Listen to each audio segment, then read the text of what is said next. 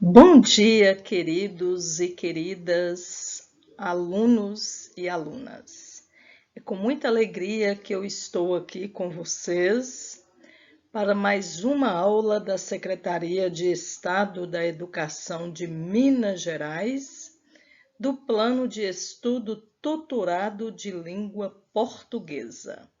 Nosso assunto hoje, muito bom, literatura.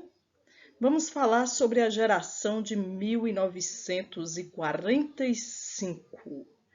Bons estudos para você. Deus abençoe a sua mente para o conhecimento.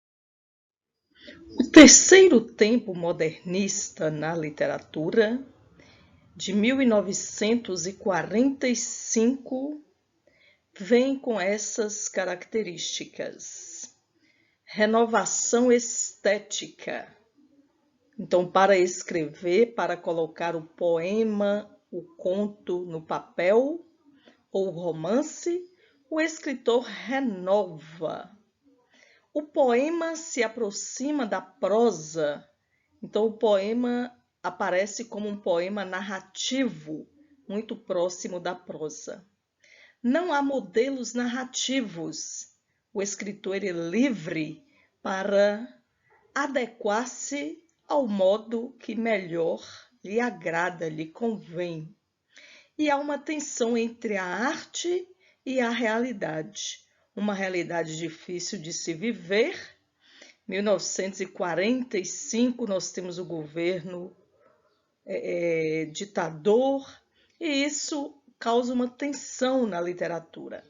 E há principalmente uma experimentação linguística, experimentar a língua em outras formas, na linguagem coloquial, na maneira de falar de um povo.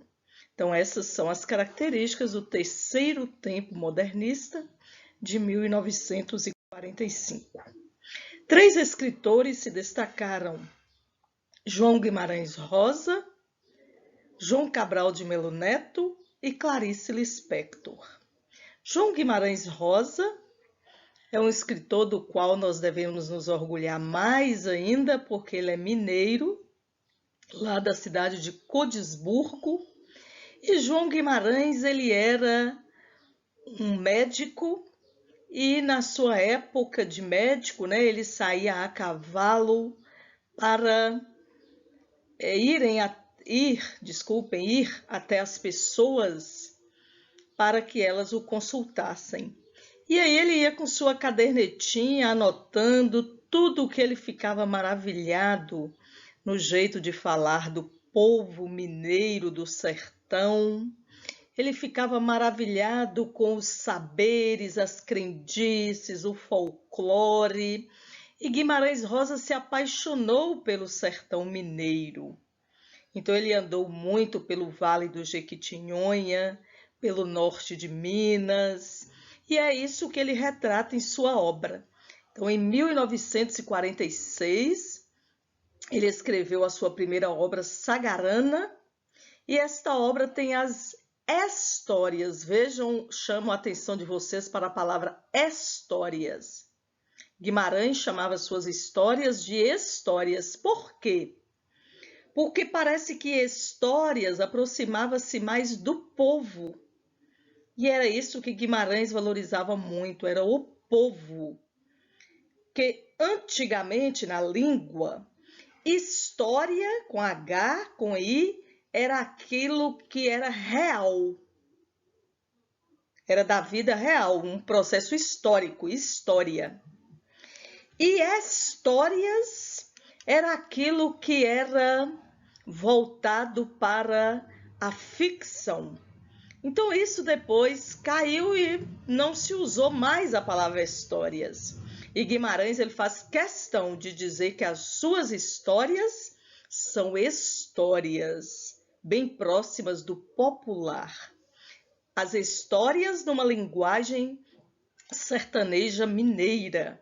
Em uma de suas obras, Guimarães diz assim: o sertão é o mundo. Então, para Guimarães, o sertão é o mundo inteiro. Minas é o sertão.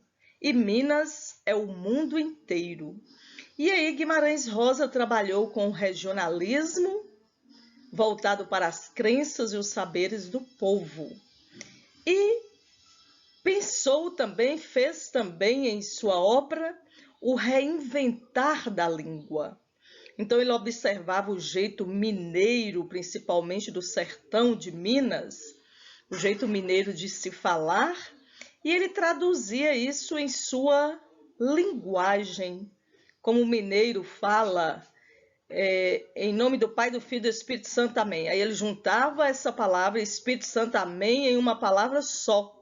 Por quê? Porque era assim que o mineiro falava. E aí ele reinventa a língua. Ele trabalha com o que ele vê no povo. Em 1956, ele escreve um grande romance chamado Grande Sertão Veredas, que virou até uma minissérie da Rede Globo. E por estar, voltada a esse, o cenário é o sertão mineiro, é o Vale do Jequitinhonha, este romance virou uma minissérie e a Rede Globo veio até o Cerrado, em Porteirinha, fazer várias gravações de O Grande Sertão Veredas. Então é uma obra que retrata a nossa região, porque Guimarães ele retratou esse povo mineiro, principalmente do interior. E ele consegue, com a sua mente brilhante, reinventar a linguagem, a maneira do mineiro falar.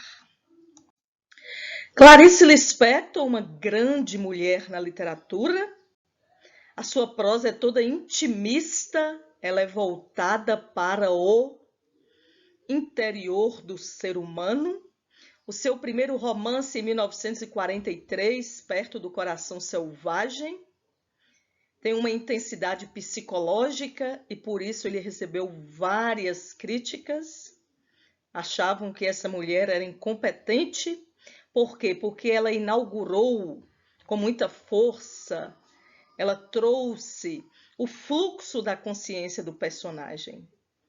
O romance, o conto, não precisa mais de ter início, meio e final. Ele pode ter final, início e meio, ou de outra forma.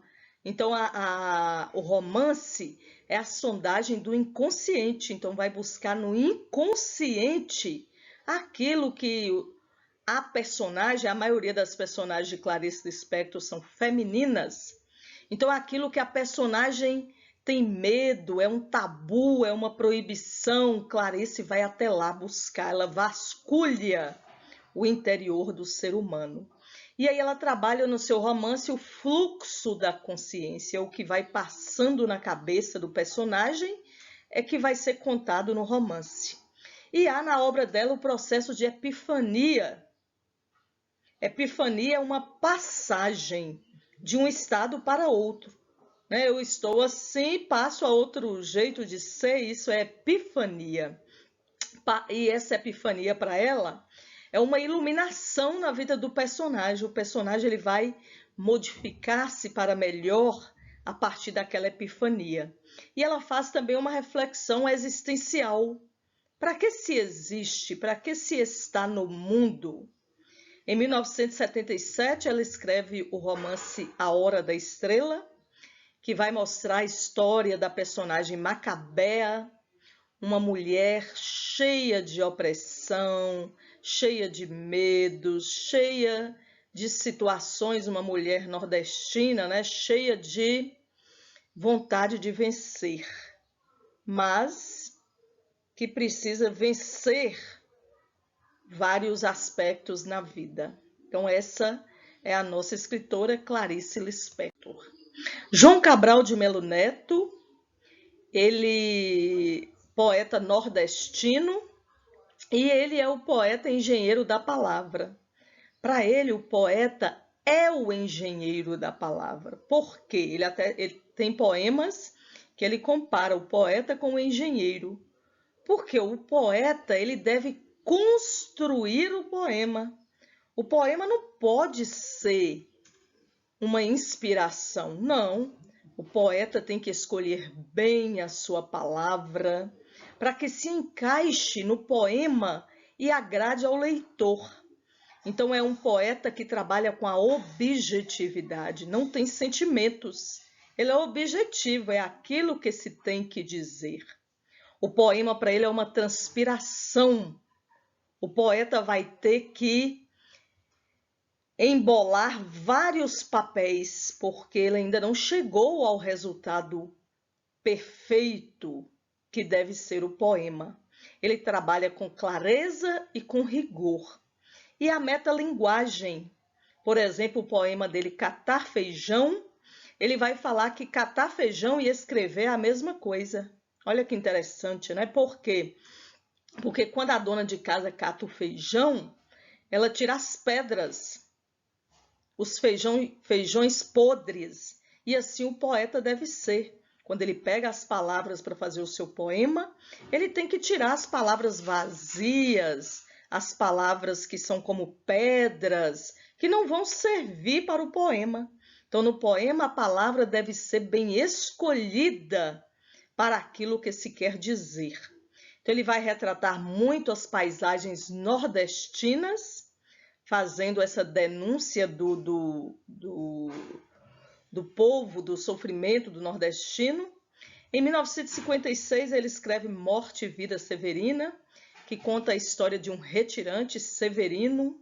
Vale até a pena vocês lerem, vale muito a pena, porque conta a história de Severino, um retirante, um nordestino, que sofre todas as opressões possíveis e no final ele percebe que a única terra que ele tem é aquela do cemitério. Quando ele morrer, que ele vai ter lá um pedacinho de terra para ele ser enterrado.